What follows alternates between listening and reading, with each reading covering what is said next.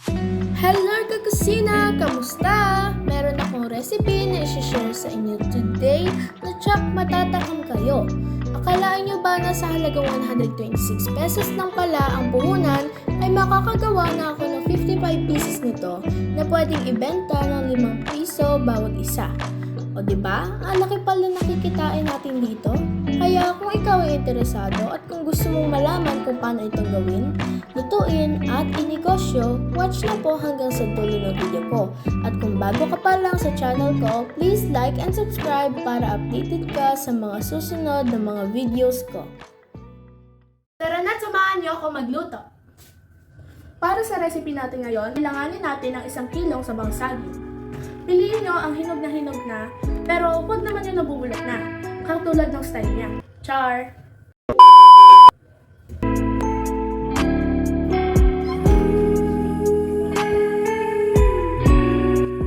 Ilagay na natin ito sa kalan.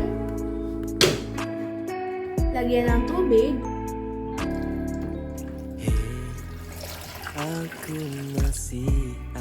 At syempre, takpan at sindihan. Walau kau sudah benar-benar, Hayaan lang natin itong maluto. kau tetap menjadi manusia. Para di makasayang ng oras, magtataka na ako ng all-purpose flour.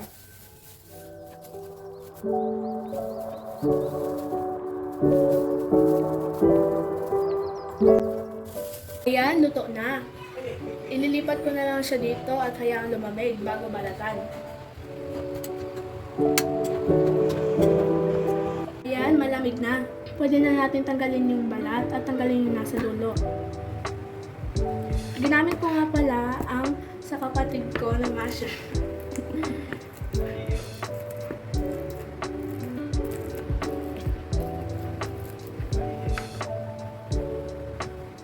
So, by portion o tigda-dalawa lang natin i-mash, isa o kaya dalawa para mamash natin ng mabuti.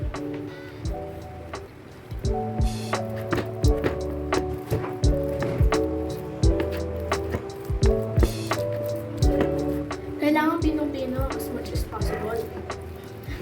I-mash lang natin ito ng maigi.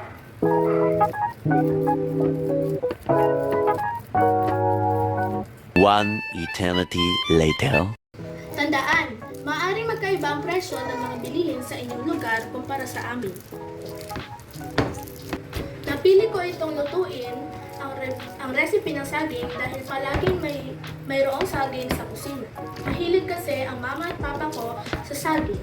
Ginagawa nilang almusal o kaya merienda. Isa pang dahilan, 4 lang ang sangkap at kayang-kaya lang sa bulsa. Pakicheck na lang sa caption ang costing at ingredients. Ngayon naman, maglalagay ako ng all-purpose flour pero magsusuot muna ako ng gloves para mahalo ito ng maigi.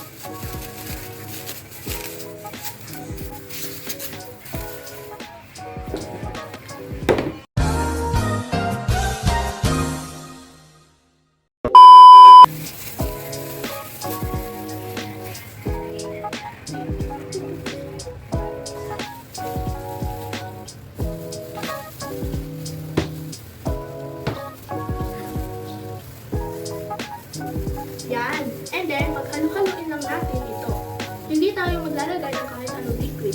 Kasi nga, itong saging ay sobrang hinog na medyo matubig na siya.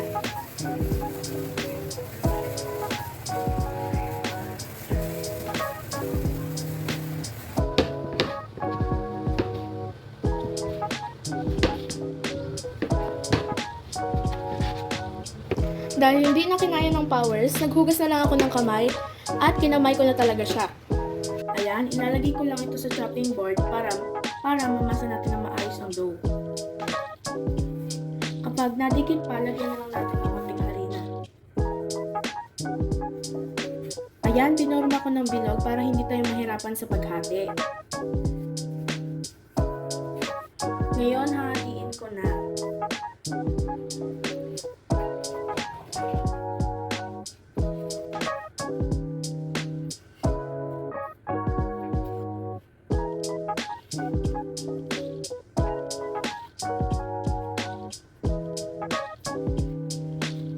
Kakusina, mag-subscribe na din kayo sa aking YouTube channel, Cindy Claire TV.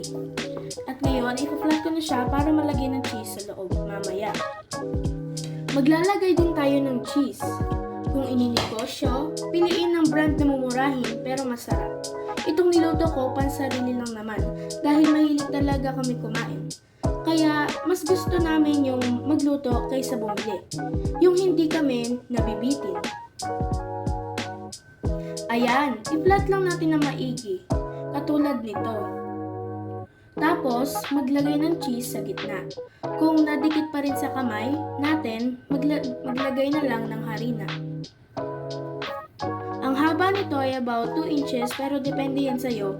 Pwede mong gawing 2.5 inches pero itong aking nagawa ay mga 2 inches. So, ilak lang yung mga gilid and then i-roll lang ng ganyan para maayos ang pagkakabilog. Ayan, ito ang gagawin mo sa lahat ng banana dough. Kung hindi mo pa na-gets, ito pa isa.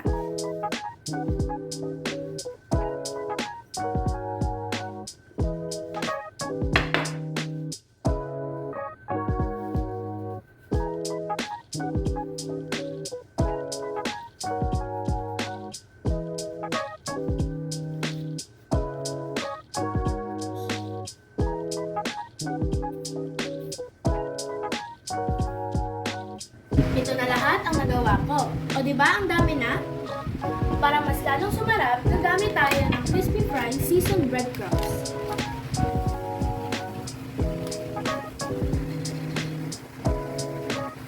At kukuha na rin tayo ng tubig. Ayan, ilulublob lang natin ito sa tubig. Di na natin kailangan gumamit ng egg dahil ang breadcrumbs ay may seasoning at egg na.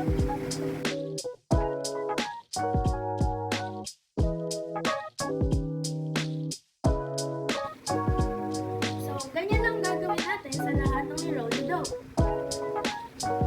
Bago mag-fry, siguraduhin mainit na talaga ang mantika at nasa medium heat lamang ang kalan.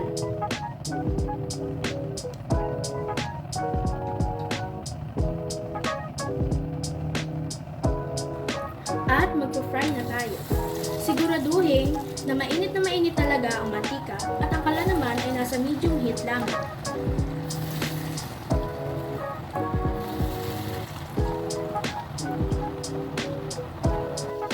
Kapag naging golden brown na, kagaya nito, pwede na nating hanguin at i-enjoy.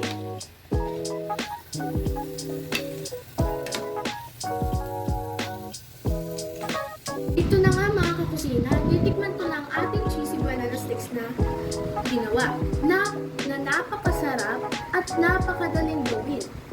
4 lamang ang ingredients at pwedeng ibenta ng 5 pesos bawat isa. Ang laki ng kita dito, kakusina. Pwede mo itong iumpisa sa iyong pinaplanong negosyo.